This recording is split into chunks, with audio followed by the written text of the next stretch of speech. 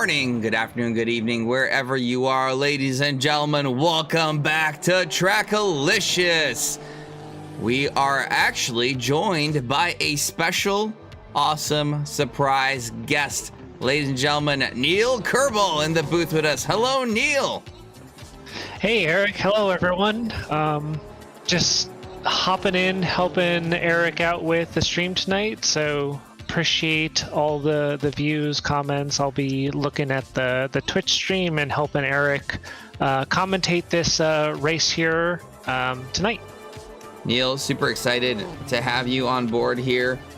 Two is better than one in these types of scenarios, and yeah, it's nice not to be alone for 80 plus minutes. We are closing off qualifying here as the final laps get set. Let's hop on board with the stream and check out and see what is going on here. Alrighty, we have the likes of Thiago Dinarte in P1, Quinn Smith P2, Chandler Williams 3, Rados 4. Relatively tight grouping there. Dinarte all the way up in P1 and 2/10. P2 being battled by the likes of Smith, Williams, and Rados. That is a very tight grouping, but looks like Dinarte has something in the chamber that everybody else is missing, Neil. Oh yeah, that forward, from my experience, is pretty strong at Bathurst, but the Honda is hot on its heels. Like the Honda just gets that nice straight line speed, and being a mid-engine car, you can really carry that speed through the corners. Yeah, that is really interesting to see. And then we have the likes of Vasquez, Porta, Silver, and Clifford down, the championship leader, I believe, in P8. He's going to be looking to improve that. Now, while Clifford is one of those guys that he does practice on race pace, so you don't expect him to have the best of qualifying. However, this is one of those tracks that it's critical to do well in qualifying, because it's not that your pace won't be there in the race, it's whether something happens in front of you. And Neil, I feel like you've been subject to that once or twice.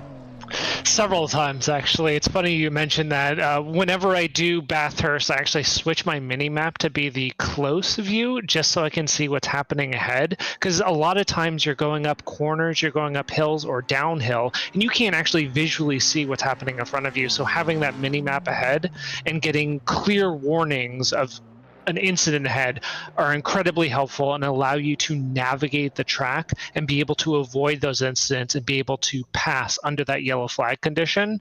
I guess in my situation, I'm not as lucky, since like my last two races at Bathurst have ended with me getting collected by, you know, a crash ahead or a back marker. But you know, it's one of the things that makes Bathurst like an incredibly interesting track to watch, is you really never know what is going to happen one corner to the next. Oh my goodness, Neil. In your update of what's happened at Bathurst to you, Rados has gone and smoked the time Thiago Dinarte has put down. 1:59.9, an absolute blazing lap, and something that's going to be absolutely critical for Rados, considering he is the championship contender. He was really unfortunate to be taken out. I believe it was the race before the Nordschleife. Was that Hungaroring or something? A back marker putting him in a really bad position. But this might be the opportunity. Should something happen between Rados and Clifford in terms of the cars in between them, ooh, that's going to be really spicy to give Rados the opportunity to come back into the fight. And Neil, we are gridded up with 3 minutes remaining and ready to go. Yeah, we are ready for the grid walk, if you want to get us started with that. Absolutely. Let's have a look and see who we have. And I do apologize to the Please Break It T1 team. Unfortunately, I didn't have the time to update my liveries, and I know you guys have a new one. So my most sincere apologies to you two, which are Thiago Dinarte and Chandler Williams. That being said, let's get that grid walk started. In T1, we have the likes of Andrew Rados. Yeah, for a second I thought I messed his first name up. I apologize. Rados taking that P1 with a 1:59.9, a blazing lap for Rados there, going up into the top position. Tiago Dinarte in P2 of the first of two Please Break a T1 cars. Chandler Williams P3 in the Please Break a T1 Mustang. Quinn Smith in P4. A bit of a comeback in the championship, having placed relatively low in the first couple of races, but has found his own. Mike Vasquez, a consistent performer, doing fantastic now in P5. Kent Portis in P6 in the second highest Honda, and the second Honda of the grid. Gil Silver in here in P7. Jonathan Clifford, the championship leader, in P8. Anthony Kelly in P9, followed by the likes of Wilson Fernandez in P10. Coming out of the P10s, the top 10, Professor Kernotis, a consistent top performer at Bathurst, being humbled a little bit here with the unbelievable performing grid that we have. Mario Costa, P12. Jason Provolone, the Cheeseman, in P13. Alex Freeman, P14. And finally, Matt Artem in P15. Not that many cars, if I'm honest, but my, what a heck of a grid we have here, Neil. Heck of a grid indeed. I was actually just looking at the championship standings right now with Jonathan Clifford standing at 268 points. His next competitor is Mike Vasquez at 229. So those are two drivers. Actually, I don't think Vasquez is on the grid. Vasquez is P5. Vasquez is P5. So those are two drivers that we want to keep an eye on in this race, as their positions at the checkered flag could maybe upstart or slowly progress this championship in another direction. So it's just something to keep an eye on. Fair to presume Jonathan Clifford is in third? Oh, I'm sorry. I mean, Rados is in third?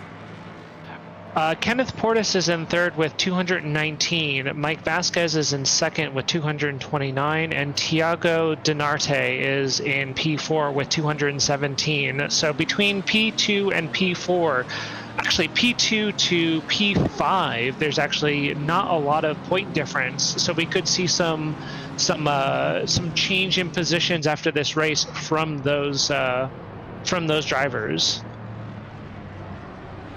This is quite spicy indeed. Yeah, and with how spicy Bathurst can be with the current conditions and just how this track progresses through a race session, be interesting to keep an eye on those drivers and see what happens. So, Neil, in the outlap here, 80-minute race, and you know what? You are brinking on the verge of consistently being considered alien, if not already there, with the improvements that you've had over the last two seasons. As our resident commentator alien here, are you in the mindset that this one mandatory pit stop comes in the middle, or do you run all the way down to empty and then pit stop at the end? That's a good question. It's with an 80-minute race. I haven't done a lot of practice with long sessions like this, but my guess would be to usually split the race in half, so that way you get a new fresh set of rubber at 40 minutes and you're able to extend that. However, some of these drivers are probably more experienced than me with this track or the car that they're driving, or maybe they're just better at tire maintenance and they can actually extend that even further. So I imagine a lot of these drivers are probably going to do that. They're just going to extend their session, pit, refuel, and just go back out again. I'm not quite clear of the rules. If you want to refresh me on this one, for the Pro Series, is there a mandatory refueling time on the pit stop? No. So no mandatory fuel, mandatory fuel of 1 liter, right? Just to ensure the pit stop gets cleared, but no mandatory tires. So effectively, you can go the full stint, right, without any pit stop. I think with the amount of straights, without tires, not without any pit stop. Yeah, it's a mandatory pit stop. Mandatory pit stop, but no fixed refueling time. Correct. 1 liter. Okay. Yeah, so with that and just my experience with Bathurst, I would say a lot of these drivers are just going to extend their driving session, pit, do a splash and dash, and then go to the end. You can really extend tires on this track. There's not a lot of abrasion, and specifically the uphill and downhill straights, you're really not degrading the tires as much. So I imagine a lot of these drivers are going to do that. Yeah, that's a possibility. We'll have to see what they do. We'll have to see who ends up being the competitor to Rados, or is Rados just trying to drive clear of the Mustangs? Obviously, your commentary on the Acura or Honda in this situation does really have the advantage over the Fords, or is it just Rados being Rados, who is an unbelievable competitor, topping the charts here today?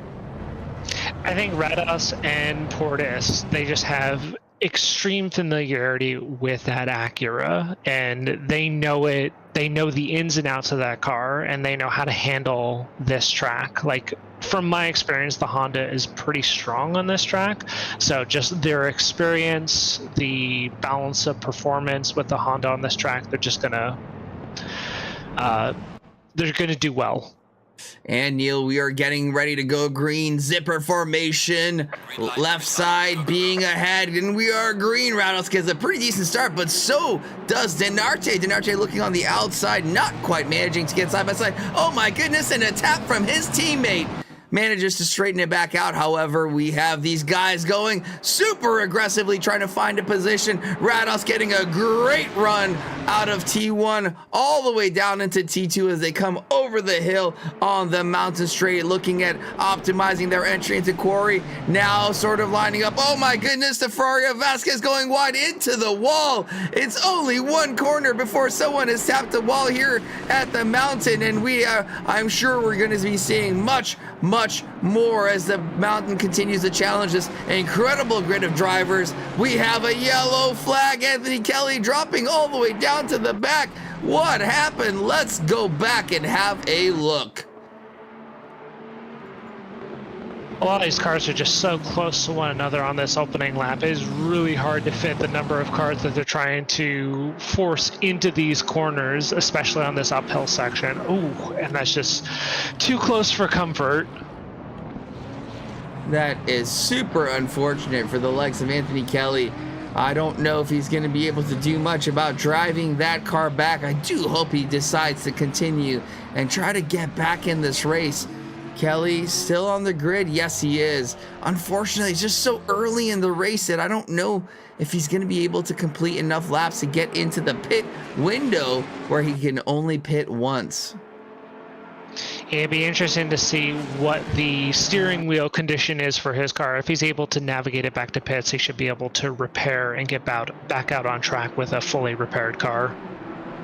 Oh my goodness, Thiago Denarte already making a send onto Rados, but here giving Quinn Smith an opportunity to get a position. Already lost one out to his teammate Chandler Williams. Now Quinn Smith and Denarte in all of these incredibly fast straight line cars. Quinn Smith looking for a left-right deke, but not quite having enough to make the move on that really quick Mustang. Now the question becomes, is Denarte gonna ask for a team call to switch back? Does he have the pace to get back up to Chandler Williams, or are Chandler Williams and Rados just gonna drive away? This is already shaping up to be an unbelievable race, Neil. Unbelievable indeed. That was some incredible side-by-side action between Thiago Denarte and Quinn Smith. The Mustang and the Aston Martin just going side-by-side through that penultimate corner. Really good respect between both drivers to give each other space in that final corner. Yeah, and we have battles all the way through the grid. Nearly the rear of the grid, we have the likes of Matt Artem challenging Alex Freeman for a position. Some more yellows on the board. At least that's what my screen's showing me, but looks like these guys are doing A-okay as the blue shell turtle, the Ferrari is going through the mountain here, being challenged by the likes of the Cheese Man, Jason Provolone. Now, Neil, you're pretty familiar with this livery, are you not? Yeah, you could say that. I may have had a designing hand in this livery, as well as perhaps a creative push in the name suggestion. Nice. Whose idea was it? I know you and Chrono did it for an endurance race at some point in time, but who came up with the idea? I think I came up with the idea, and like Chrono just loves it. So I love the fact that he just keeps putting this on his Ferraris when he's on track. Like, I love seeing it. I think everybody loves seeing it. Absolutely fantastic. And I did want to take the opportunity to thank Turbo Zero for the follow. Thank you so much. Welcome here to Trackalicious in the Next Level Racing GT3 Pro Championship here at Trackalicious. We are at Bathurst in Australia, actually the home of Next Level Racing. I believe they are in the Gold Coast on the east side of the country. Fantastic products, exclamation point NLR for their products. We do have an affiliate code with them, so when you do, click on the link, get some stuff, give us some credit for being a part of our community, as Next Level does look at that stuff. But here we are back again for the lead of the race, Neil, and these guys are tip to tail. Yeah, it's crazy. This position 1 through 4, like less than a tenth of a second between each of these drivers going up the hill. Like, this is incredibly precise driving. Like, every time I approach Bathurst, it is always just a mental flow. Like, brake, gas, like you are basically timing these applications of these pedals to the like almost like music in your head. So seeing these drivers do this, like they're almost like in lockstep with one another. It's beautiful to see. Yeah, I mean, I think it's pretty well known amongst our community. The last time I had the opportunity to practice for anything was the endurance 12-hour endurance race that we did. Was it 12-hour or 24? I don't even remember. It was 24 that switched to 12. Yeah, we had unfortunately a lot of technical issues with the community that we were running with, but you and I had practiced quite a bit for that, which really raised our game here at Bathurst. But it is one thing to hot lap at Bathurst. It is another to do what Chandler Williams is doing, and Andrew Rados under so much pressure. Williams having to look ahead, having to look behind. Williams with an incredible scent. Oh my goodness, Rados losing 2 positions. That may have been, I'm not sure. That was a bit elbows outy. These 2 cars 2 by 2, both side by side. Andrew Rados, in a matter of 2 corners, goes from 1st all the way down to 4th. That was insane. That was almost like a litter send, but for team please break turn 1. Chandler Williams opened the door, and Tiago Dinarte received it, accepted it, sent it, and basically ran away with it now. So he is in the lead. Chandler Williams is following close behind. Rados is now side by side with Quinn Smith up the mountain and tucking in right behind that Aston Martin. Oh my God, Rados! I would be quite peeved if I was in Rados' position. That was an aggressive move. I'm not going to say if it was fair or not. You have to look at the stewards for that. Quinn Smith taking an exploratory line into the wall there, but just a bit of a tap, just saying hello to the walls here at Bathurst. But my goodness, what precise driving by all these drivers. Well, Quinn Smith and Rados going by side through some of the corners of the mountain. And I wouldn't expect anything less from anyone on this grid, to be honest with you. The precision in which these people are driving is unreal. And all of the practice that I put on, I don't think I'd have the ability nor the guts to do what these guys are doing here. I would say that I probably put a little bit more practice than you, Eric, in this track, specifically with the GT4 Open coming up tomorrow. But I would not push it as much as these drivers are doing. They are within millimeters of those walls on the hill section, and that is incredibly dangerous. But these drivers have skill, experience, just sheer guts to basically push it to the limit and be able to do this. And Buckley coming in, Mustang just has too much power. Absolutely. I mean, you just saw how Rados got swarmed on the straight. Just so much speed coming from these Mustangs. And you know what? At some point in time, sooner than later, I am going to hop on board with the likes of Chandler Williams, just so that everybody has a sense of what's going on. And I want to see if I remember. I believe the hell it's too low. Let's do the dash cam, because what happens when you're so close to the car ahead is you tend to lose some of the braking points, some of the points in which you use as reference markers, the word I was looking for, and becomes incredibly difficult to drive. Chandler Williams trying to stick to the back of the likes of Tiago Denarte, his teammate, doing a pretty good job. Yeah, Ross, sorry, Neil. Ross pointing out, I did apologize earlier, Ross. They did update the livery, and unfortunately, I did not have a chance to update that livery. It is my fault, completely my fault. I do apologize. I did think that I had their liveries, but so my sincere apologies on that one. Yeah, one of the things that you're looking at right now is on board with Chandler Williams, and one thing that you can't see is just how much steering input goes into controlling this Mustang. This thing is a beast on throttle, and I've been practicing it for another championship that I'm involved in, but like I have not gotten the amount of like chest and arm workout that I have gotten from just driving the Mustang. Like no other car really does that for me.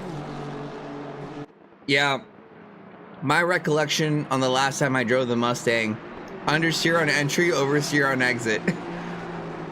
Just the worst combination for me, at least. Just frustration. But you know, I thought with little practice I had, we did a spa race with Chris Tones, and I thought I was gonna pretty much wreck the car on lap 2, but I managed to survive, did all right, you know.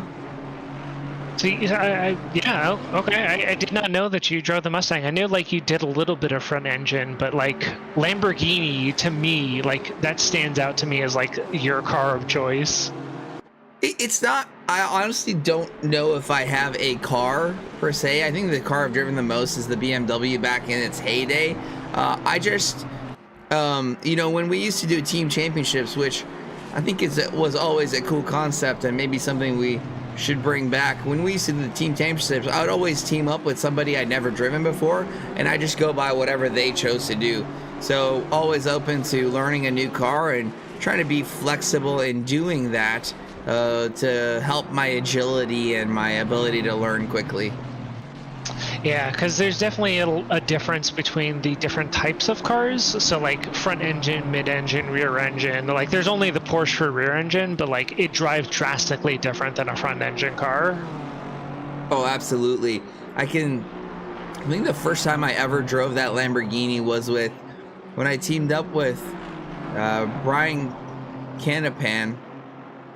And he was in the Lamborghini, and he was incredible. Oh, we have a car turned around. Who is that? Silverin. Oh no! Let's go back and have a look. I mean, it's definitely on Skyline, but it looks like he's rolling back to get out of the way. As a very tricky spot, and also a dangerous spot for a car to be turned around. Oh, it just took a little bit too much curb. Ooh. He didn't even get to the dangerous part of Skyline, and you see, oh no! Oh my goodness! How did Provolone and Fernandez avoid that? That is incredible.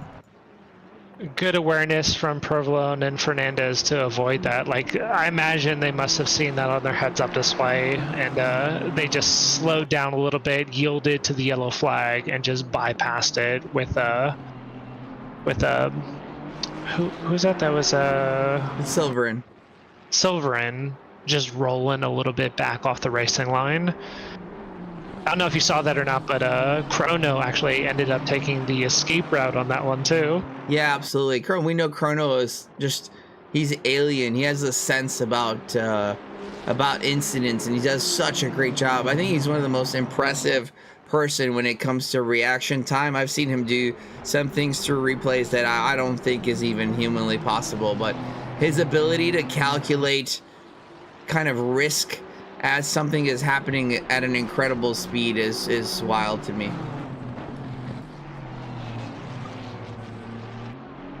Oh yeah, I agree with that. Like, seeing his race starts, if you ever want to watch like a risk reward race start, go watch Chronotis. He knows exactly where to position the car to get the most gain, especially with cars as close together as they are on the first opening laps of a race. Fernandez, tap of the wall on Suleiman Park there, or Frogs Hollow, giving it a little, or I should say, it's actually the John Hinksman Vista there, right before McPhillamy.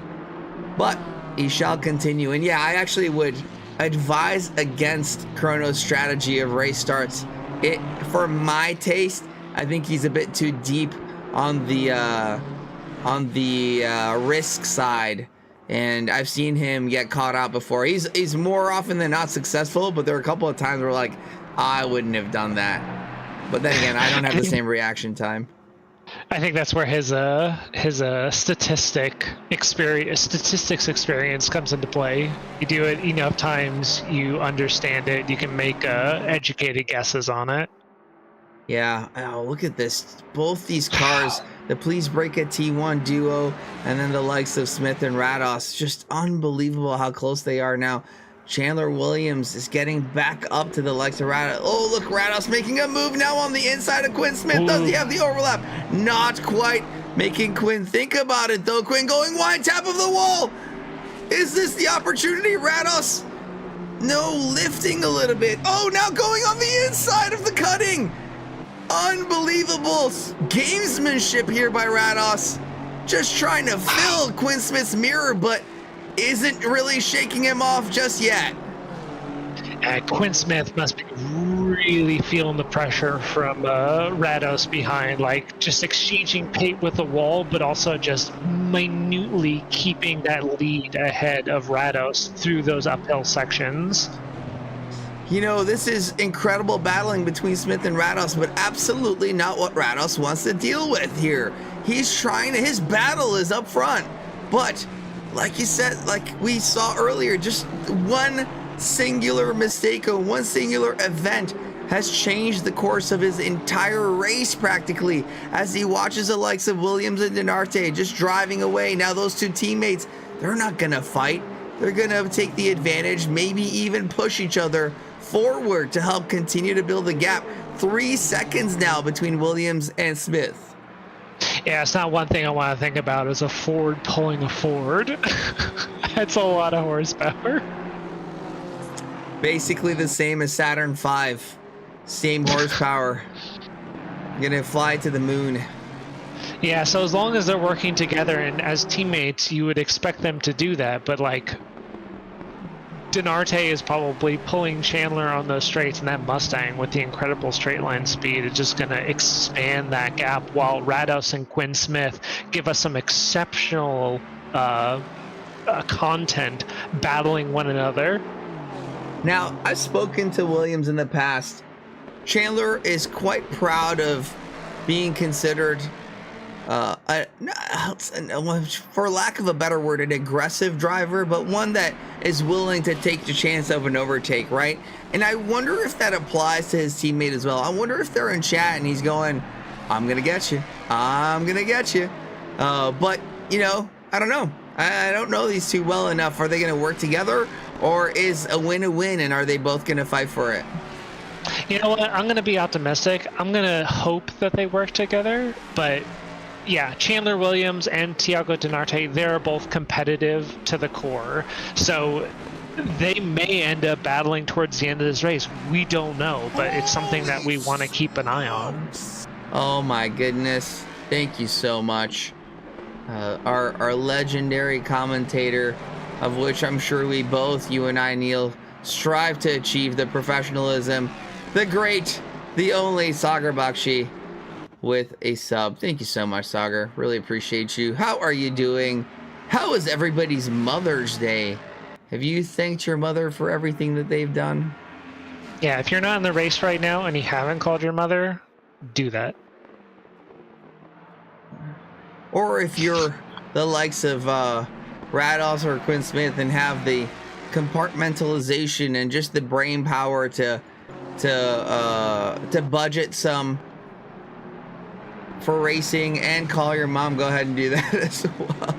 Oh, that is awesome. Sorry, Neil. Was it Ask Siri, call mom?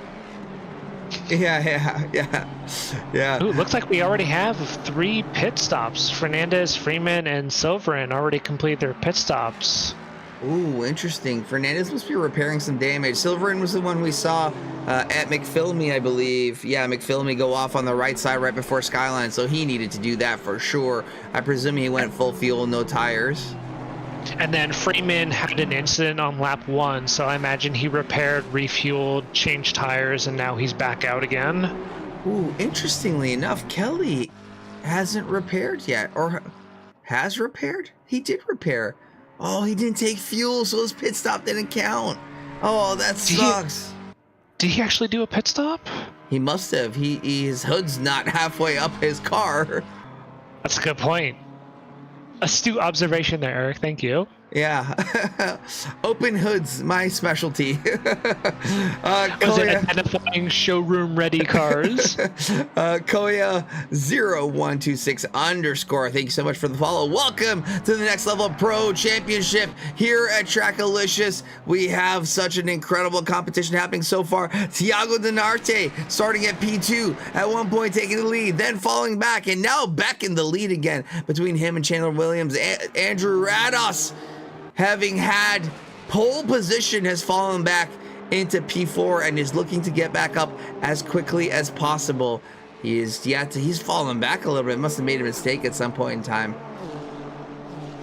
I think it was that overtake into the penultimate corner on, like, I think lap 4 or 5, where he lost those positions. So it'll be interesting to see how he's able to recover, if not maintain his current position after that. Looks like he's got a gap between him and Carhead, and about 1 second to 1/8 of a second between Portis behind. So Honda on Honda action may be coming up soon in a lap or two. I can't imagine Rados, having had a 159.9 in quali, doesn't have the pace to gap himself from the likes of Portis. Now, no knock on Portis. I think he's an incredible driver, but he's a self-proclaimed suck at Bathurst. He constantly says it's just not his track, hasn't figured it out. So I imagine that Rados is going to try and pull, but Portis is getting closer. It's interesting to see.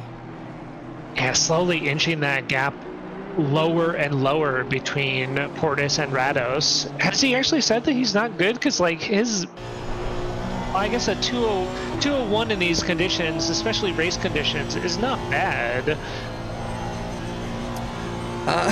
Neil, it's all relative. When an alien tells you they suck, it means something completely different to us. I mean, if an alien says that they suck, it's like my best day. Yeah. Nah, come on now. I've seen you racing in the DRL Championship. You've gotten really, really quick. I mean, I'm also putting in, like, a lot of practice to be able to do that, so... It doesn't matter. What matters is the outcome, and your outcome is looking quite good. Thank you. Well, yeah, it's not easy. No, it isn't, and I assure you, I don't think anybody on the grid here finds an easy time of being fast. All of these guys try really, really hard, even if they don't show it. Yeah, and you look at these lap times, these consistent lap times, and you really have to, like, acknowledge the fact that a lot of these drivers, either through natural talent or just sheer putting in laps, putting in the time, they're able to extract the performance that they're looking for.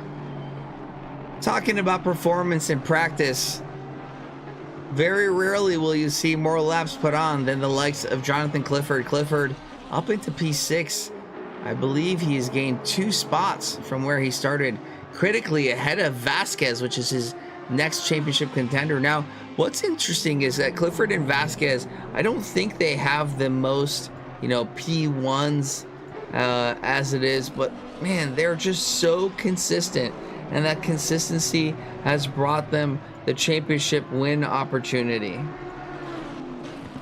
Yeah, if you actually look at the standings right now, Clifford is 8.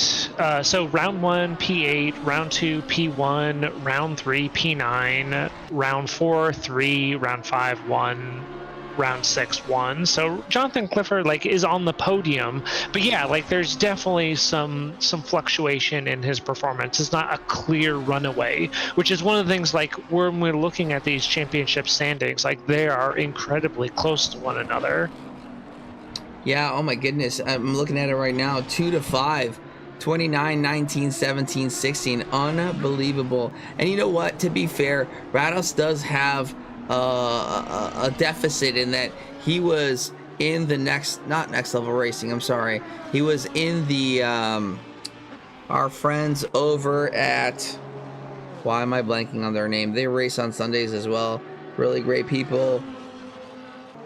I'll remember. I have no idea why I can't remember their name, but I'll tell you what their name, because that's where Rados races. I'll remember it. I'll see if I can find it. Is it ORL? No. Ah, this is horrible. I know it's there. Oh my goodness! Look at Chandler Williams. New World. Next level and New World. For some reason, we're mixing up in my head, and I couldn't block off the next level racing in my head.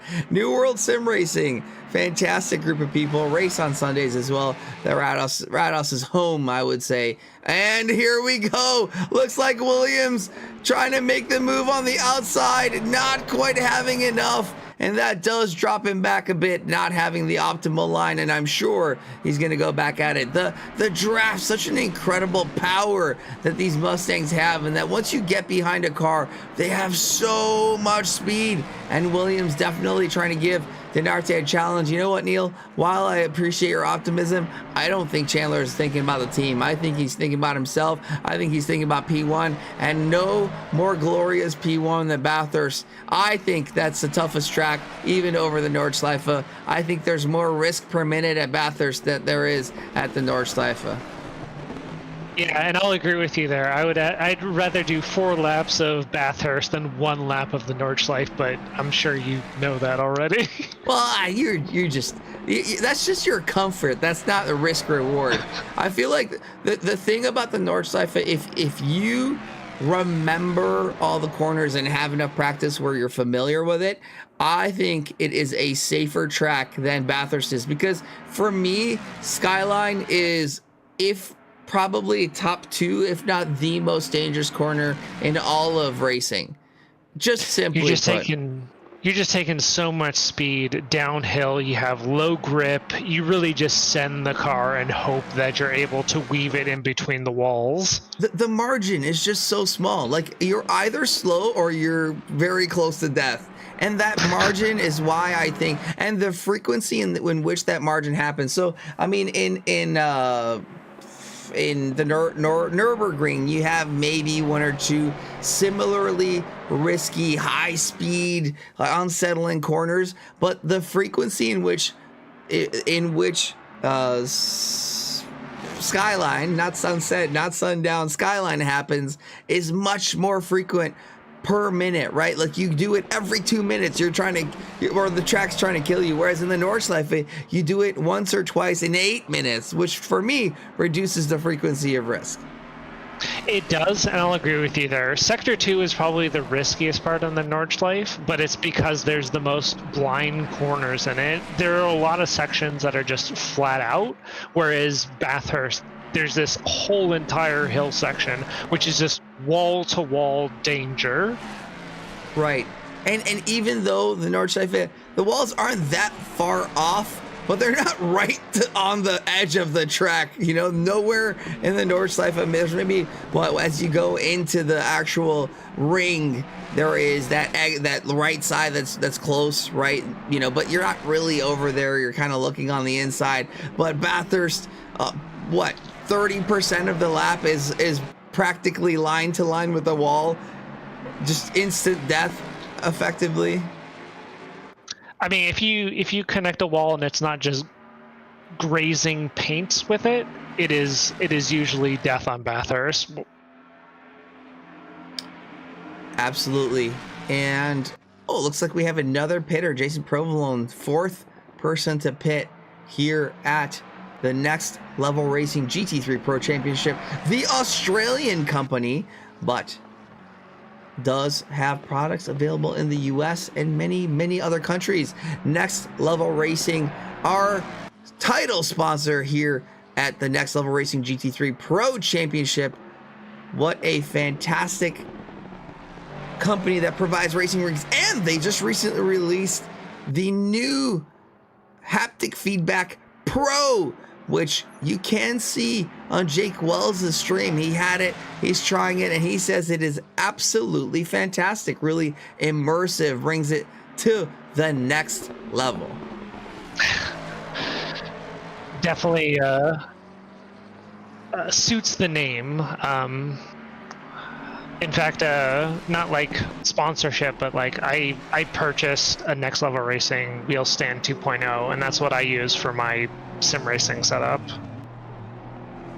You know what? I'm in dire need, and I'm just trying to find the budget to put either a full rig together or a stand together. We do take our sim rigs while we travel to racetracks and do allow people to try and use it. Unfortunately, yesterday in our Waterford Hills Road Racing Open Track Day, we had a bit of a technical issue to get power to the rig, but it was set up. Just unfortunately, people could not run it.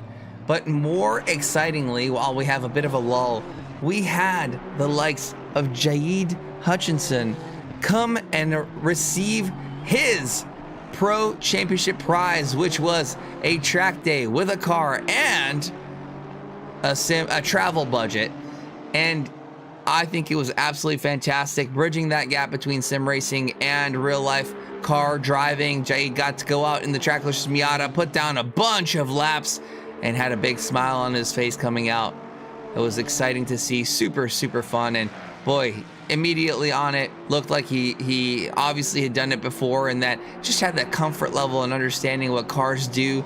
And clearly Jade, being one of the fastest in all of the Americas, if not the world, was a fantastic person to have in the car and looked great on track as well.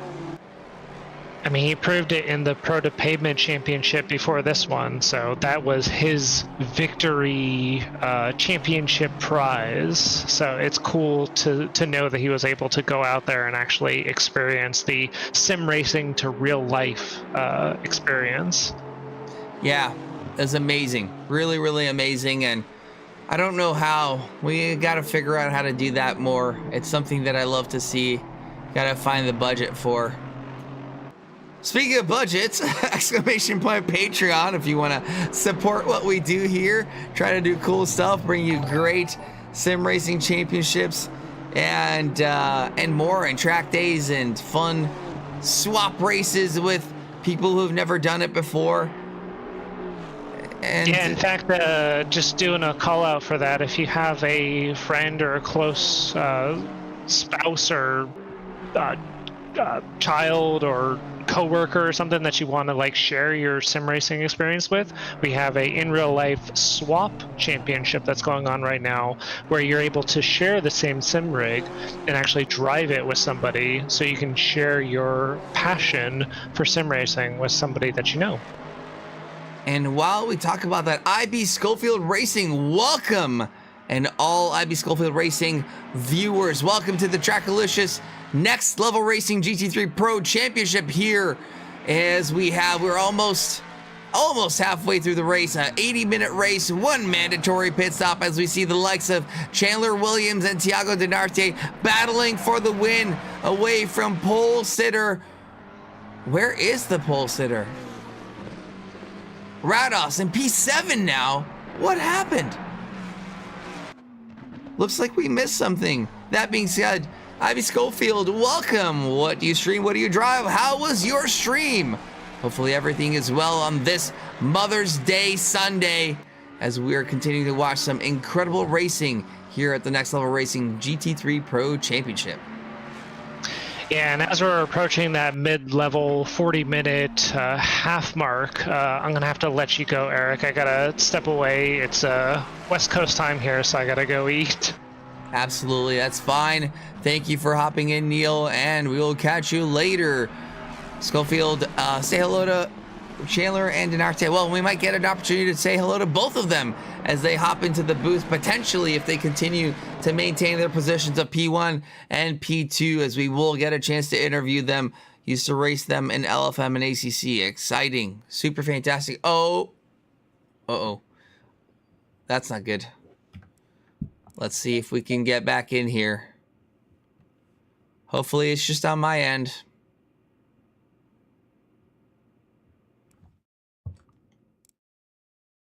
Get back into the studio here while we take care of things. How's your stream, Schofield? What did you race? What did you do? Were you on ACC? Green light, green light. Go, Oh, go. thank goodness. So we get back into the stream here. Thank you so much for the follow, Insane Magician. Hoping one day to be able to see your skills, to be honest. Oh, sounds exciting.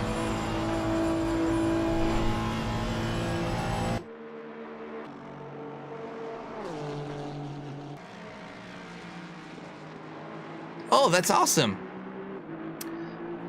LMU, eh? Are you in our LMU championship? Holy smokes! Cody, thank you so much. Cody Blanton, the legend, former esports, currently washed. Welcome, Cody. Hope you're doing well. Cody, what's your streak at right now?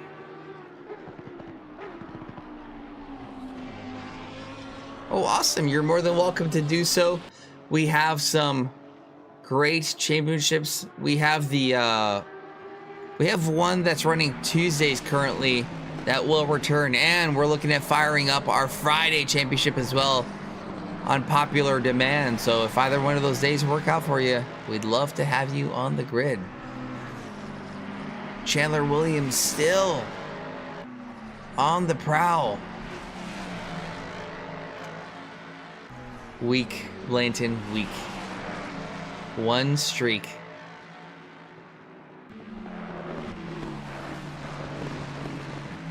Yeah, this is, again, such incredible racing by the teammates Dinarte and Williams. I've been going at it for 36 whole minutes. Tip to tail, coming through some lap traffic. The likes of Alex Freeman just ahead.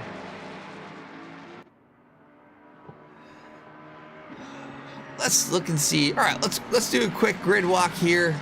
See what the grid looks like and where they are.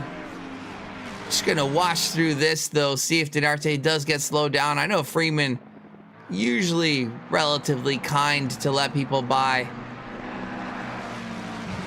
Does not want to compromise his race though. Positioning to say, hey, I'll let you by. Maybe not right now, but Dinarte looking on the inside. Williams saying, I'm coming through as well. Ooh, Dinarte. Bit of wheel spin of the rear. Ford can't overtake the Ford. The draft is unbelievable. I mean, these guys have been absolutely flying on the straights. Williams, is he close enough? Just does not quite have it. Super close though. 0.2 of a second behind at one point. So we have Thiago Dinarte in P1 as it stands right now. Chandler Williams in P2. And a whole, how many seconds behind? 6 seconds behind with Alexa Quinn Smith in the Aston Martin, followed by Kenneth Portis in the now highest placing Honda. Jonathan Clifford in P5, the championship leader. P2 in the championship. Mike Vasquez currently in P6, looking to try and get ahead of Clifford, who is just ahead. Andrew Rados in P7, having started pole position Two issues for Rados, got overtaken early and must have had an incident somewhere else. P8, Professor Kernotis, up 3 positions from P11 from the start, I believe. Matt Arden, P9. And then the first of the pitters, Wilson Fernandez, taking repairs. Jason Provolone, P11. Friedman, P12. Mario Costa in P13. 14, Silverin and Kelly in 15. Rados! Oh my goodness, what happened?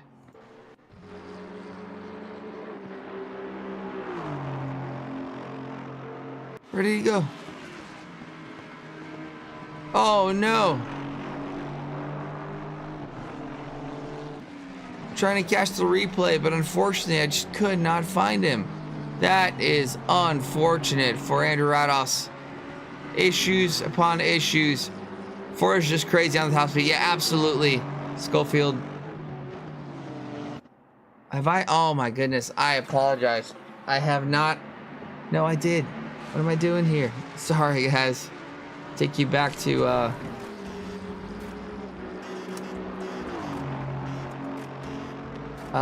okay. Let's turn that off. Turn that off for a second here. I apologize. Pressing wrong keys, not knowing what I'm doing. My fault. The mountain giveth and the mountain taketh away. Absolutely, Buckley.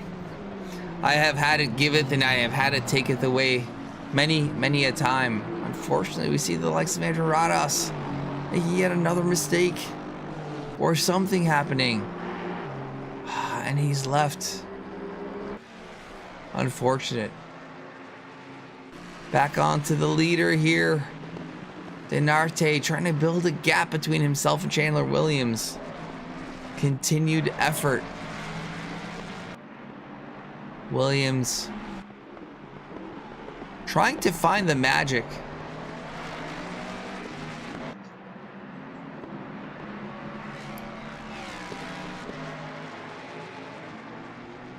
Schofield, how long have you been sim racing for? You a big, long-time sim racing person?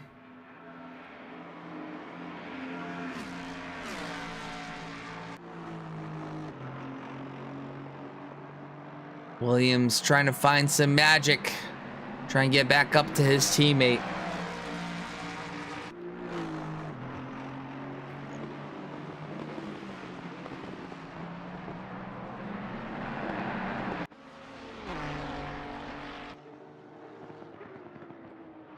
Mike Vasquez looks like acquired some damage in the front of that Ferrari.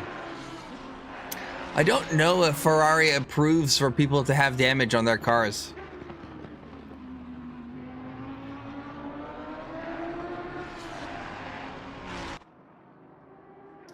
Koya, been sim racing for a little while. I'm still new and learning. Work makes it tough to practice a lot.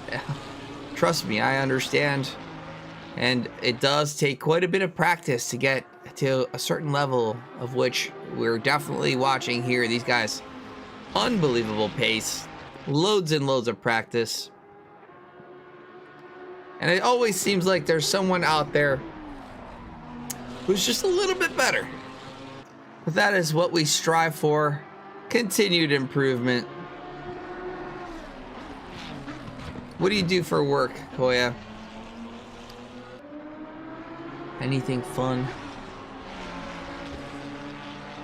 Anything car related?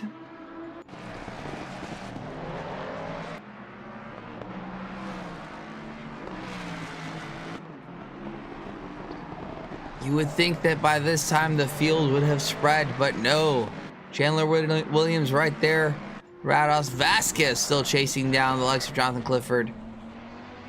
This has been incredible to watch. On board with Vasquez.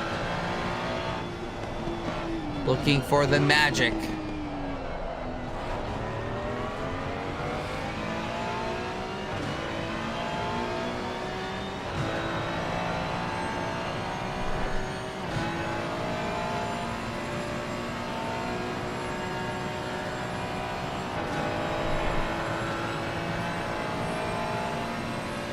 Looking for any advantage he can get.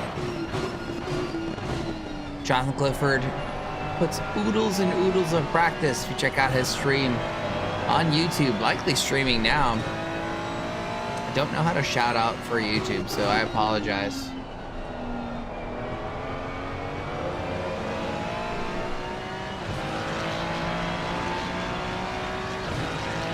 Oh, I just turned on YouTube comments.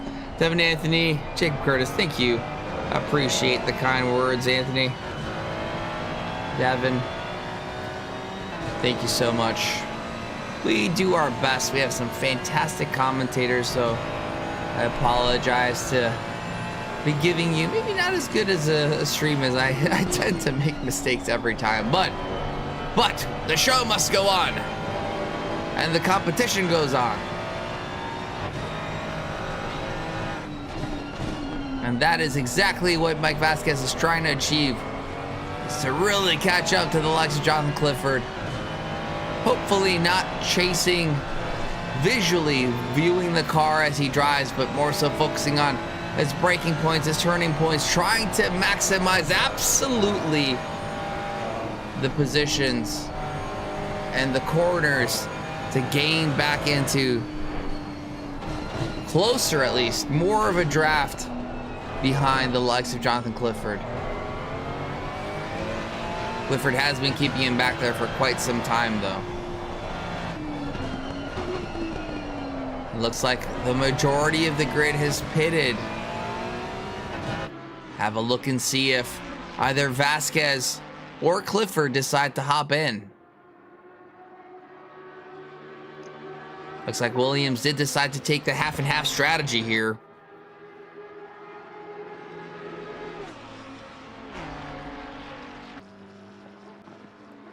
One thing to be taken into consideration, though, the Ferrari, one of the best, if not the best on fuel consumption, might have an advantage going long run. Now, it seems like having gone 45 minutes deep into the race, it is likely that the likes of Denarte, Smith, Clifford, Vasquez, maybe even Matt Artem are going for the alternate strategy of going long and then looking for a super late pit. Fuel only, reducing that pit stop time, optimizing the race. What strategy is better? We'll have to find out. We'll really know between Williams and Denarte, as Williams was right there behind Denarte, taking tires, looking for speed, looking for pace. Will have to be the likes of Denarte trying to take that alternate strategy and see if he can find some magic.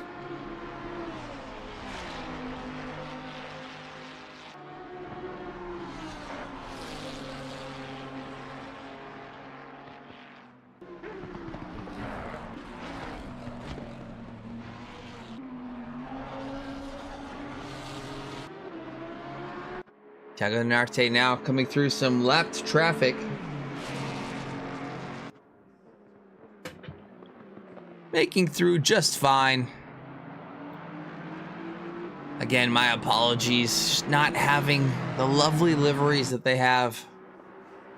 Big mistake by my part. Actually, Denarte coming into the pits.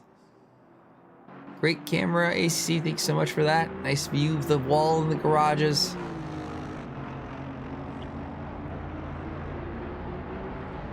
Now, the real question is this going to be enough to cover the likes of Chandler Williams? Chandler Williams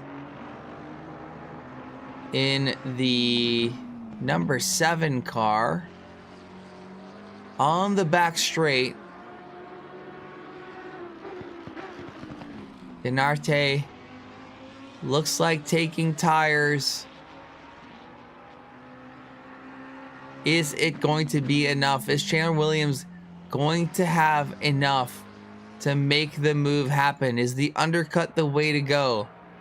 Denarte still stopped in the pits. One more corner. Denarte down. Williams coming around the final corner. I don't think this is going to be as close as we would hope it to be. Denarte does manage to get out. Williams still on the front start-finish straight, and unfortunately, that is going to be quite a bit of gap between Denarte and Williams. Kusha, thank you. I do need that drink of water. I appreciate it. And that is going to be... Trying to look at the gaps here. What are we looking at here?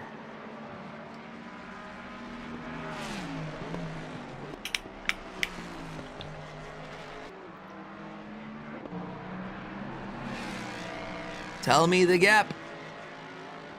7 seconds. 7 seconds. 6.6 seconds.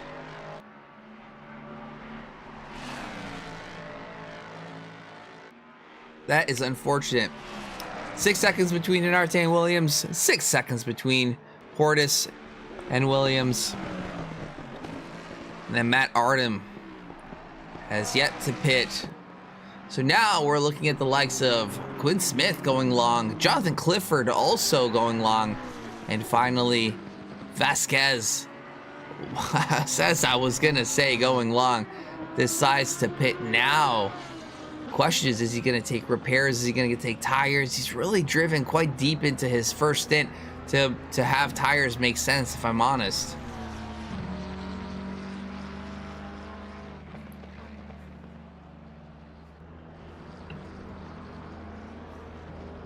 And that's what we're going to be looking out for here in the near future is this early pit, is the undercut going to work for Vasquez to try and overtake the likes of Jonathan Clifford? Clifford just putting down consistent laps. His strategy has really worked out for him in the past. Several P1s, I should say.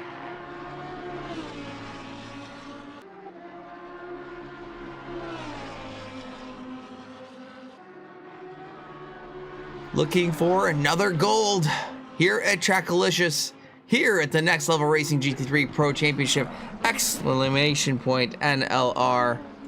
We'll pop that on there.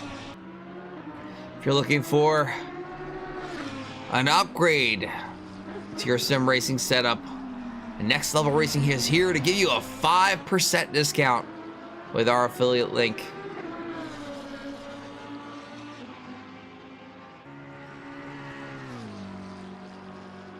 And none more excited than the likes of Jonathan Clifford will be winning a whole seat from Next Level Racing.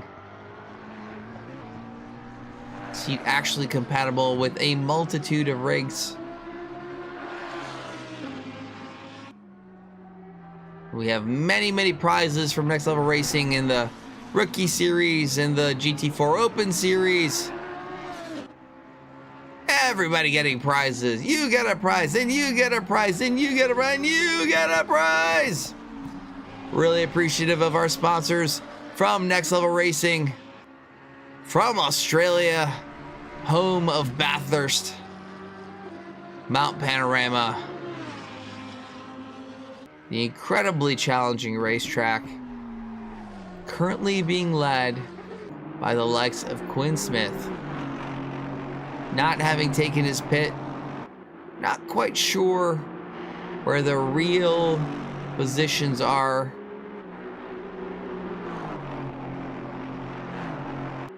Quinn Smith leading the likes of Jonathan Clifford by 15 seconds.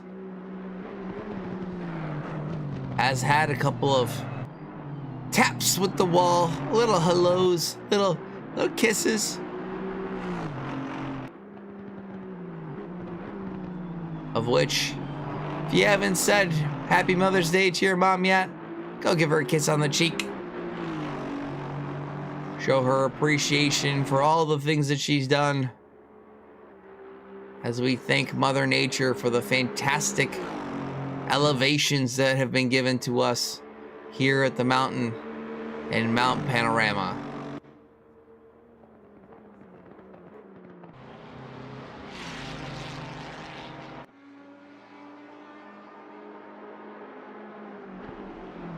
Professor Kurnotis here in the blue shell. Whoa, whoa, whoa, whoa, whoa, whoa, whoa.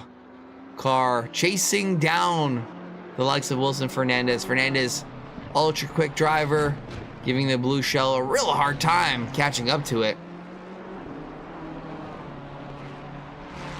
Jonathan Clifford, though, the championship leader, completing another lap, coming up on some lap traffic, looking for another great performance. Yet to pit, 26 minutes in.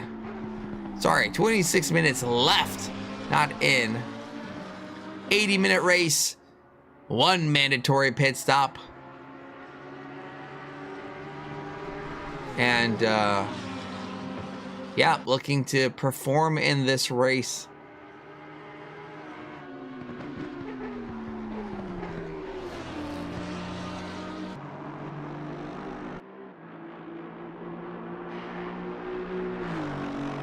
Quinn Smith leading, though, with only 26 minutes left in the race. Looking for a pit stop. Is going to extend all the way down.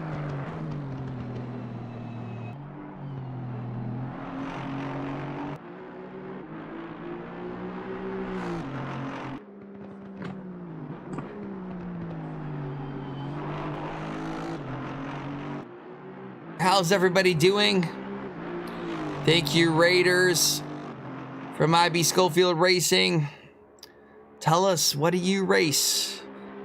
What's the new hot thing? What's the old hot thing? What is the most popular thing? What should Trackalicious do next? You tell us. Professor Kurnotis really clawing. Looked like he had gained a 10th or two to Wilson Fernandez, but Fernandez back up at 1.8, previously 1.8, 1.6, somewhere in the middle. In the BMW M4 GT3.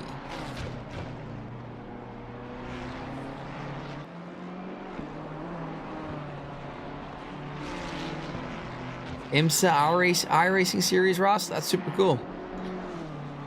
What's the next big race coming up? I know Le Mans, I think. Quite a few people putting down some laps on there, right?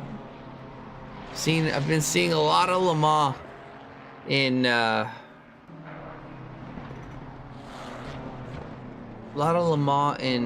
on stream on Twitch. Many people on iRacing running Le Mans laps. Circuit de la Sarthe. Pork Chop putting down some practice in the mountain for the GT4 Open. Ready for the trials and tribulations of many minutes of Nordschleife.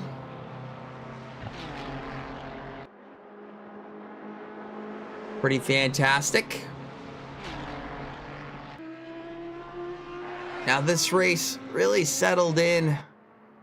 Thiago Denarte just absolutely putting down some blazing laps. Just getting the fastest lap at 2 minutes flat. 2:00.8. I think that's the fastest lap I've ever set, period. Not even in a race, just a quali. In the cold, at night, low temps.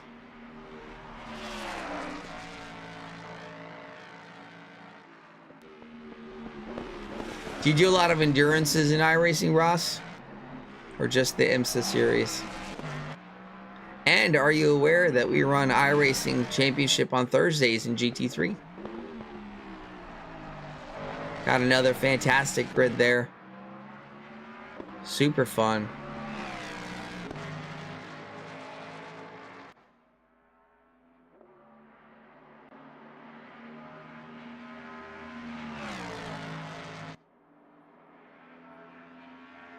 Yep. We do Indy 500. Oh, awesome. How'd you place? If you're looking to join an iRacing Championship, I think we're close to the end, but you know, why not get a couple of races in before we fire up the next? It is multi-class GT3, GT4.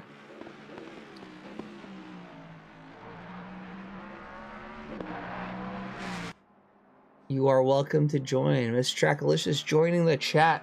Welcome. think we need a special theme for a race. What theme it is, no idea. I'll take suggestions.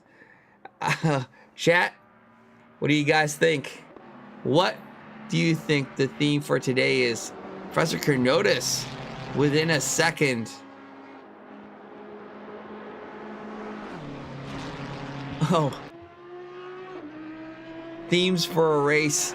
Yeah, we have done vintage cars. Vintage being some of the older cars here in ACC that aren't as popular anymore, and they were actually really, really fun. I think if you make a full rain series here at TRACKILICIOUS, the entire community will go up in flame. Everybody will be very, very mad. Oh, looks like Kernotis right on the tail of Wilson Fernandez now. Looks like Fernandez made a mistake somewhere.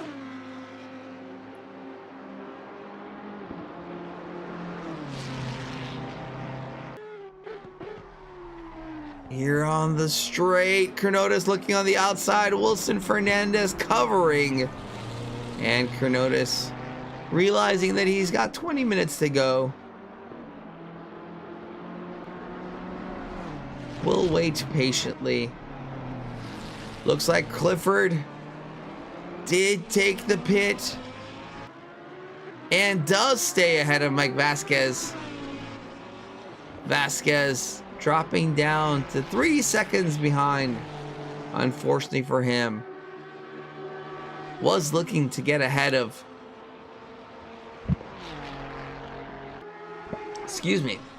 looking to get ahead of Jonathan Clifford, as he is P2 in the championship right now. Mike Vasquez doing a phenomenal job in championship points.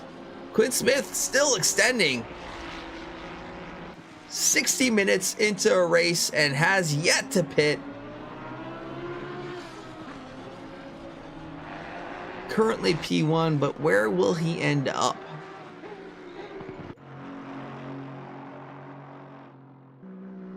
Chrono, though, not relenting. Chasing down the likes of Wilson Fernandez on the Conrad Straight. Through the chase. And now into Murray's corner.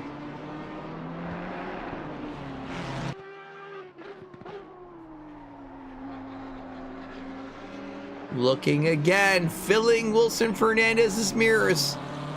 Just making him think a little bit.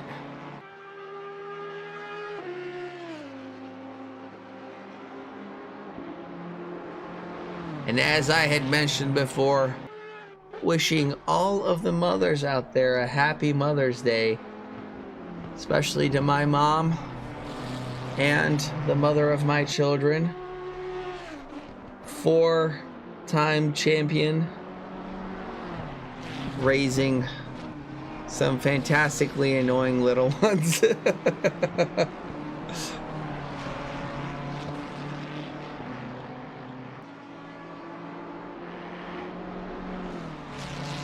A combo series, all drivers, GT3, GT4, GT2. Pork Chop, that sounds like a good off-season. We should do a race. I don't know, I know our season's ending. Maybe on one of the days we pick a everybody join this race. What do you think about that? See if Neil and the other managers are on board. You should post that in the manager chat, see if anybody bites. Anybody interested in doing that? It'd be fun. Super big grid, see how many drivers we can get.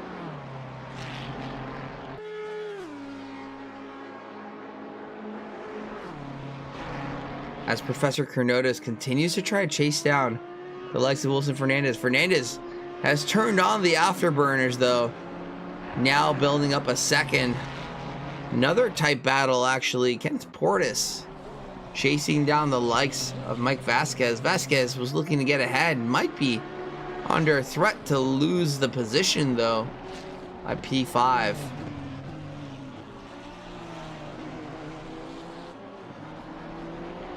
414, Matt Artem coming in for his pit stop. Second to last driver to do that. Wondering if Quinn Smith's in the same situation. Not quite yet, continuing to extend.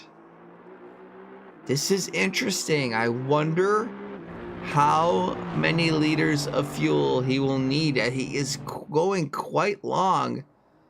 Smith was in 5th place, I believe, before the pits.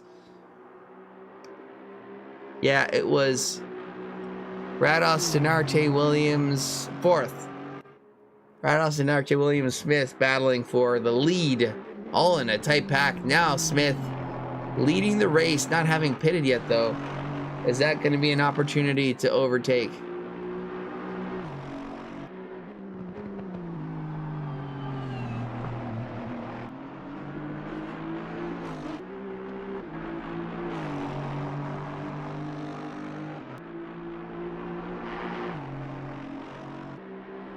Quinn Smith still in P1.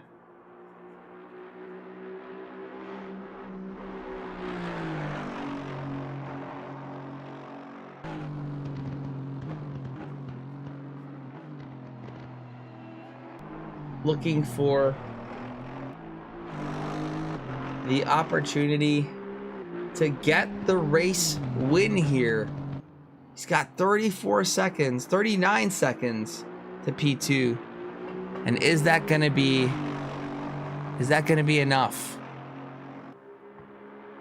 We'll have to wait and see here. 15 minutes left in the race. He's got to pit sooner than later. Not quite sure. Is this going to be the lap?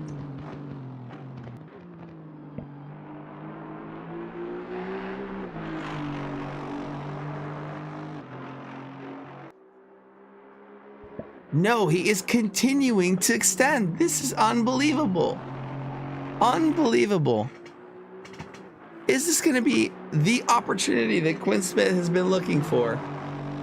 Is this going to be the strategy?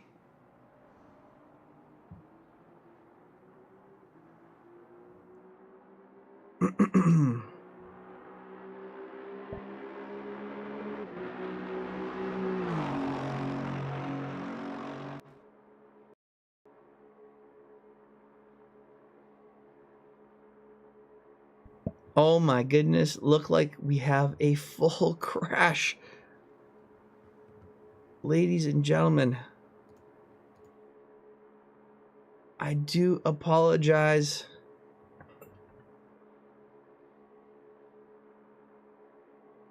We are going to have to go back on camera here. My ACC has completely died.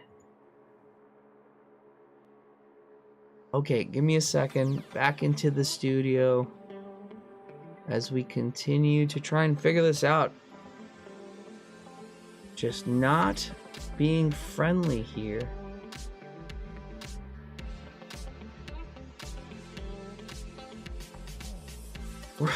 We're not going to miss the end of the race. We are not going to do that.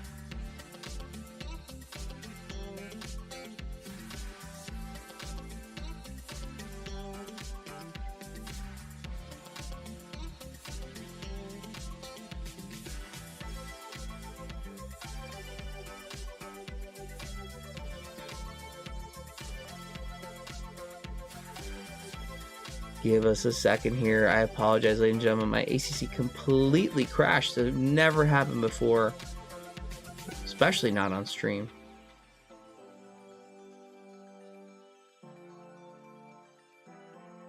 Trying to get back here as quickly as possible.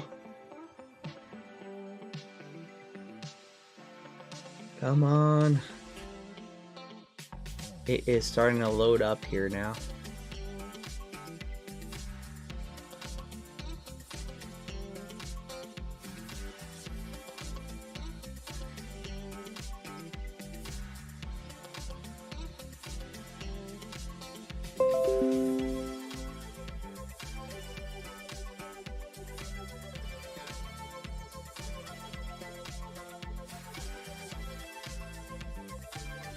Almost there, almost there. Loading up. You can hear it.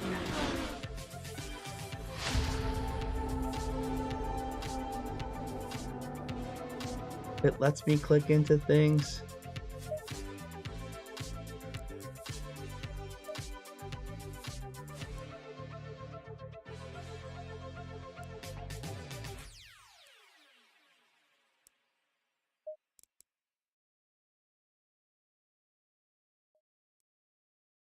Green light, go, go, go. All right, we are connected here again. And Quinn Smith has yet to pit. Hang on, let's go back in.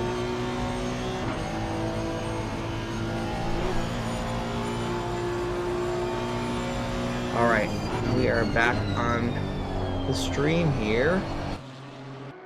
Quinn Smith still rolling.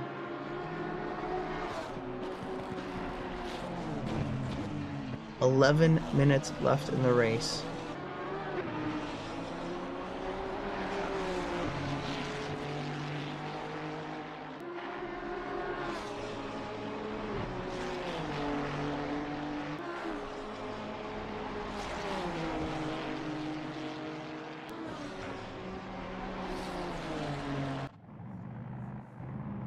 And there he goes, finally pitting.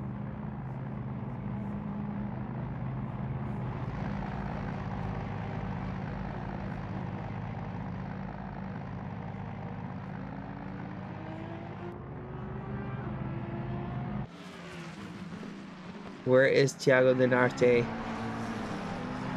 Just coming through the chase. How quick a pit stop is this going to be for Quinn Smith?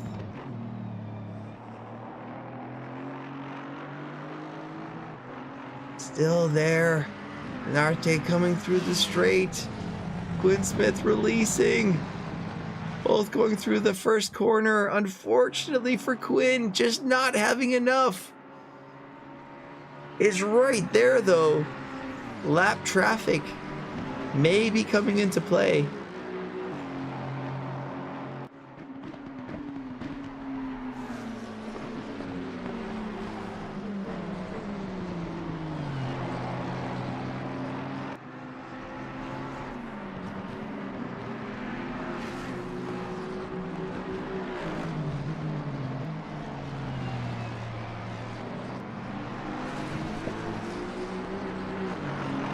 Pretty good strategy call for Quinn, but just not quite there.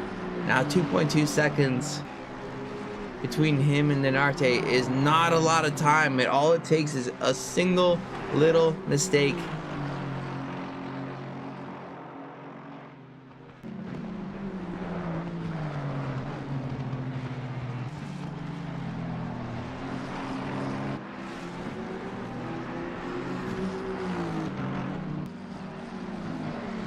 And having to deal with traffic as well.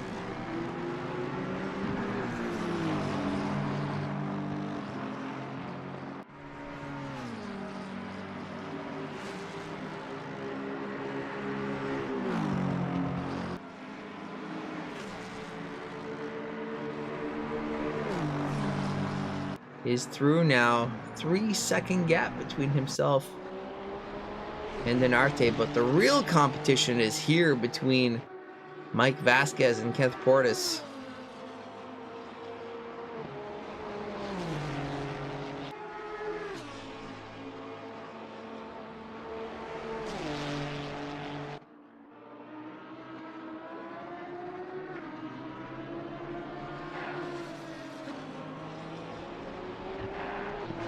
Portis having a bit of a wiggle, dropping him back, and also Professor Kernotis. Chrono right on the tail of the likes of Wilson Fernandez.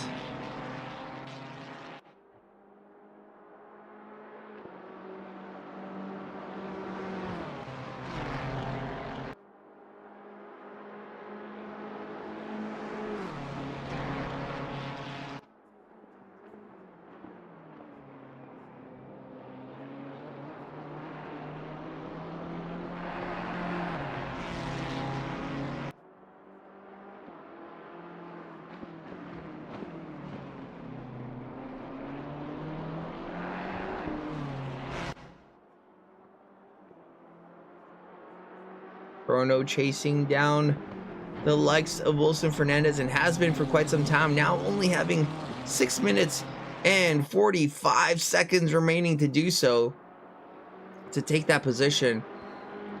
I just don't know if the Ferrari has the guts on the straight to make that move. Had to bring him close enough to make a move happen out on the mountain straight. But looks like the strategy did work for Quinn Smith, in the sense that he's up into P2 over Chandler Williams, who is 4 seconds behind now on the Conrad straight. For those that haven't seen, JP Reed, our Australian correspondent, had some incredible pictures he took. Whoa, Quinn Smith taking a very slidey path through Hell's Corner, the final corner at the mountain here. 6 minutes, less than 6 minutes remaining. Chrono challenging the likes of Wilson Fernandez and the BMW. Wilson Fernandez 30 seconds back. Kenneth Portis right on the tail of the likes of Mike Vasquez. Mike Vasquez, the Ferrari ahead in this grouping versus the Ferrari behind where Chrono is not going to be too happy about the draft being given to Kenneth Portis. Portis right there now, doing as best as he can, getting as much overspeed as he can. Is this going to be the opportunity now? Side by side, looking on the outside, holding Vasquez tight, going through T2, not having enough. Vasquez does maintain the position, but I'm sure Portis will be coming back.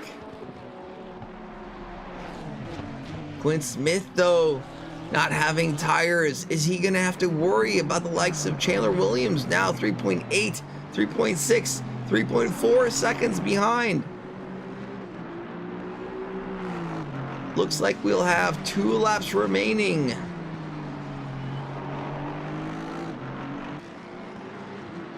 Is that going to be enough for Quinn Smith to leave or hold up Chandler Williams? 3.3 seconds now.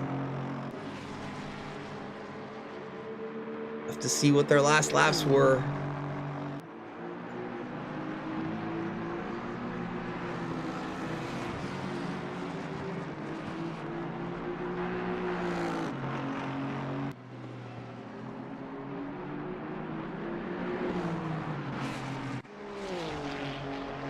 Portis right there again on the Conrad straight. Huge amount of pressure.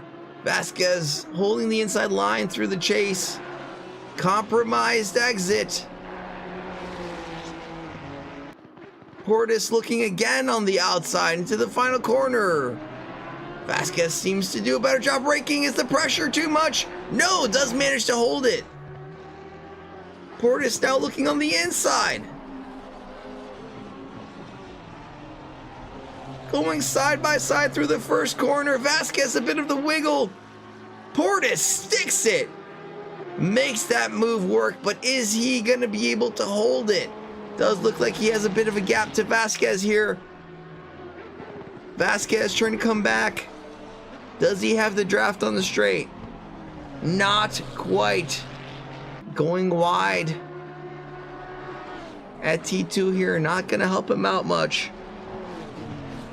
And that might be all she wrote for the likes of Mike Vasquez.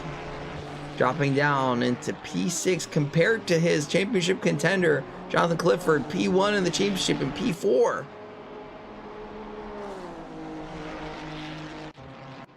Chronotis still trying to chase down that P7 position.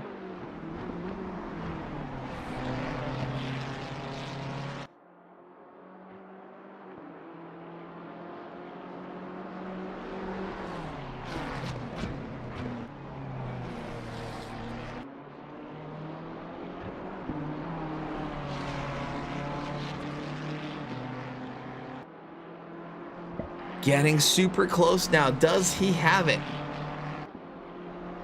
Only a couple of tenths. Looks like the weakness of the Ferrari is on the straight, as it always has been. We mentioned Chrono's willingness to take a risk. What may seem like risk in our eyes, opportunity in his. And looks like Chrono's gonna get an additional lap. Or is Thiago Dinarte gonna slow down at the final lap here, as we have less than a minute and 25 seconds remaining in the race here. Currently standing, Thiago Dinarte, P1, Quinn Smith taking the alternate strategy, getting himself up into P2. Chandler Williams in P3 with Jonathan Clifford in P4 here at the mountain.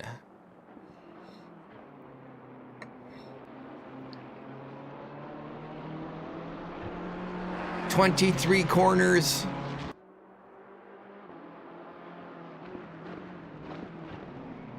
3.8 miles.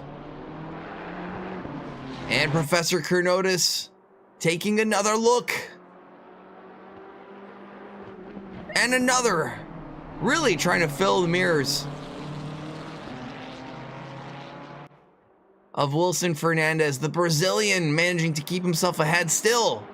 Chrono in the slipstream, looking for some magic, looking for some speed. Oh! What happened? That is odd. Did Fernandez... Oh, Fernandez loses the rear! Oh my goodness. That was near catastrophe. 8 seconds remaining. I believe this is going to be the final lap. As Thiago Dinarte comes through, we saw the overtakes, we saw the crashes, we saw the deaths. Thiago Dinarte coming in P1. Ladies and gentlemen, the Please Break a T1 driver taking the win. Quinn Smith in P2. Chandler Williams in P3. The championship leader, Jonathan Clifford, currently standing in P4 with Kenneth Portis, his buddy, not too far behind. Clifford does finish P4. Portis P5. Mike Vasquez in P6. And then Professor Kurnotis, a bit of a ways back, does claim the P7 position, but it's not over yet. Still have to go through the chase and Murray's Corner, which I accidentally called Hell's Corner earlier. I apologize.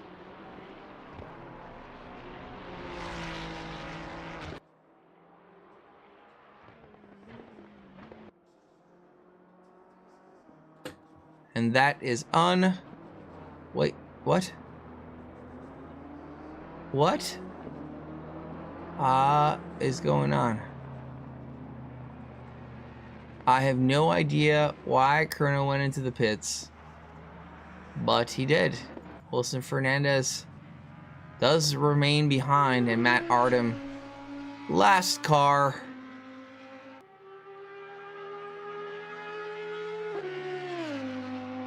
Remaining, finishing the lap in P8. Cannot lose that position, cannot gain. And hopefully we'll have the likes of Chandler Williams, Thiago Dinarte, and Quinn Smith here in the green room.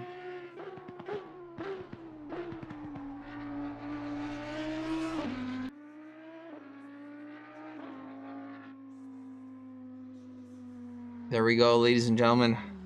Back to the studio.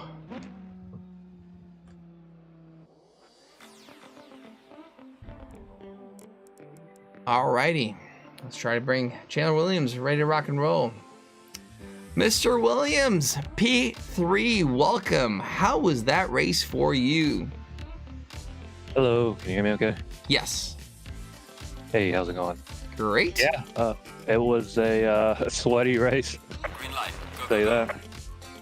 that. Sweaty indeed. So let me ask you a question. At any point in time when you made that move on Rados, were you like, I'm gonna be a team player, and you know, let's work together with Denarte to try and get ourselves ahead? Or was it like, no, this is a race for Chandler Williams, and Chandler Williams is gonna try and win this race? So I was working with him for a little bit. I did try one attempt to take him over, but I was like, this isn't gonna really end well.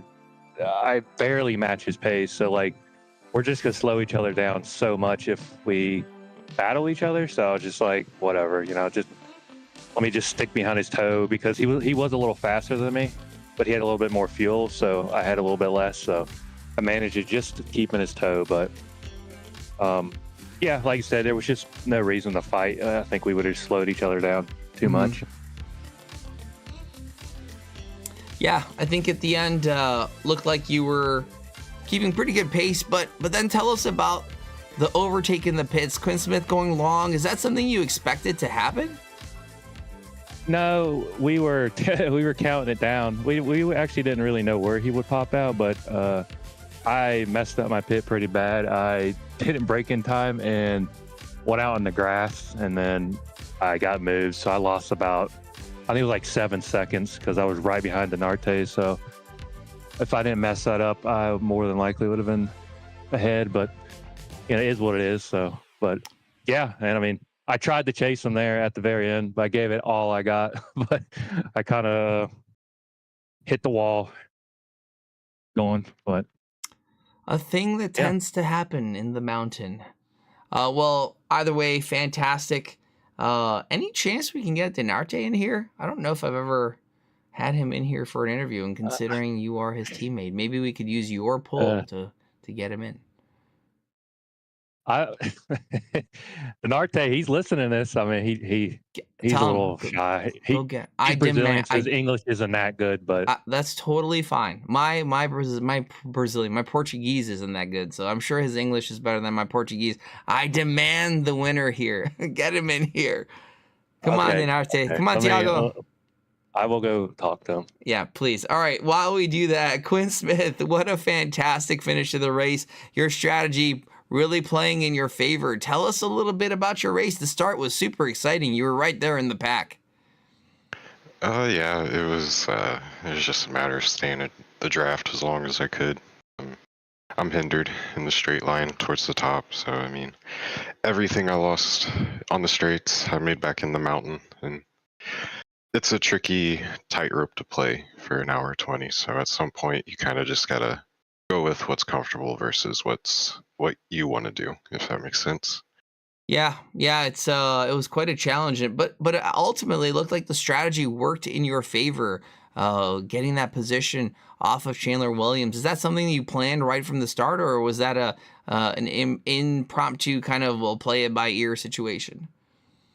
Kind of impromptu. It depends on when they pit, what they do.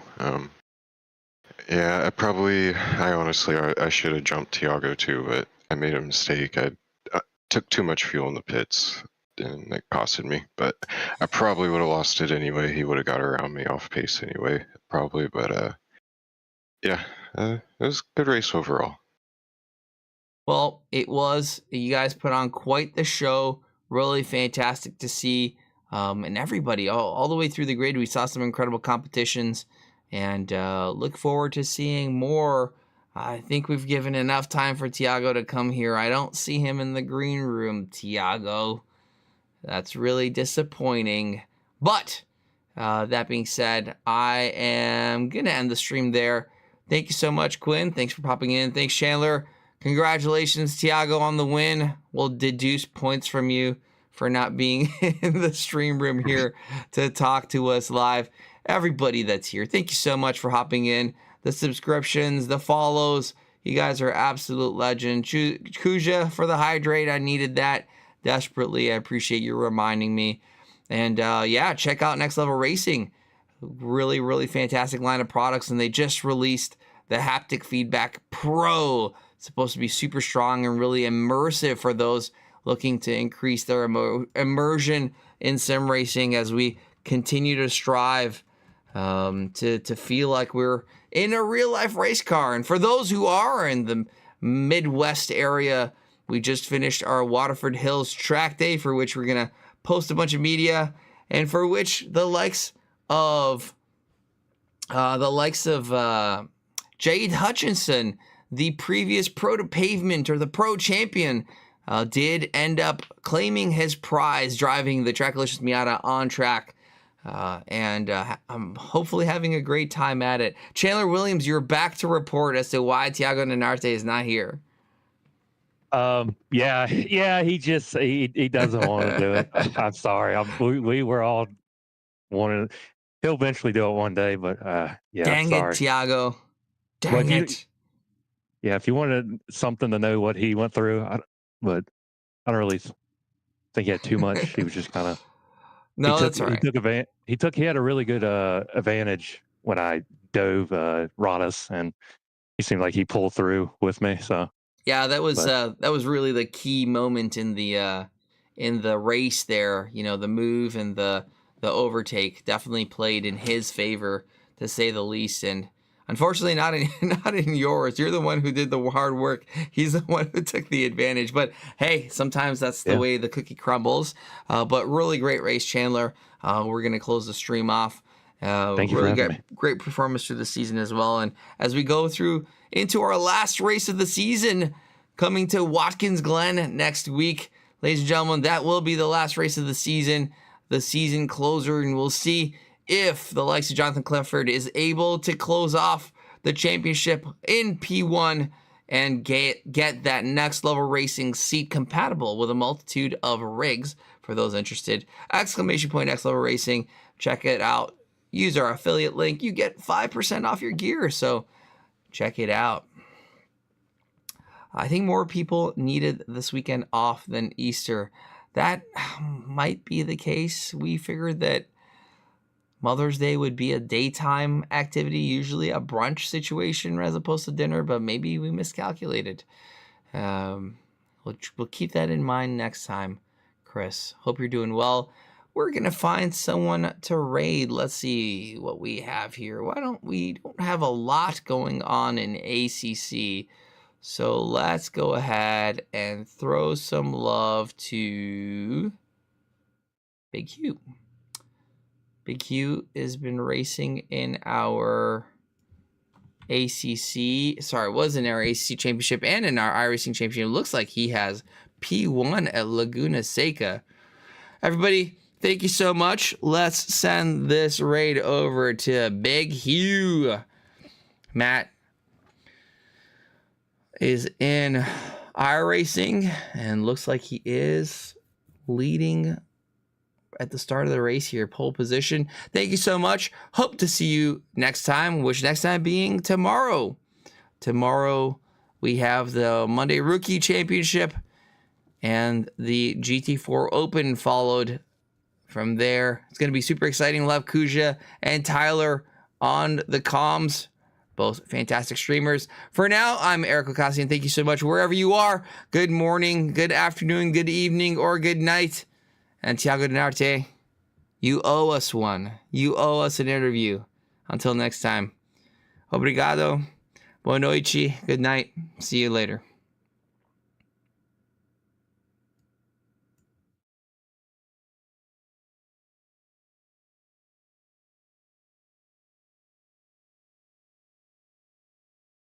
So the baseline has more fuel in it, which is fine. Trackalicious just thank you for the raid. How you doing, man?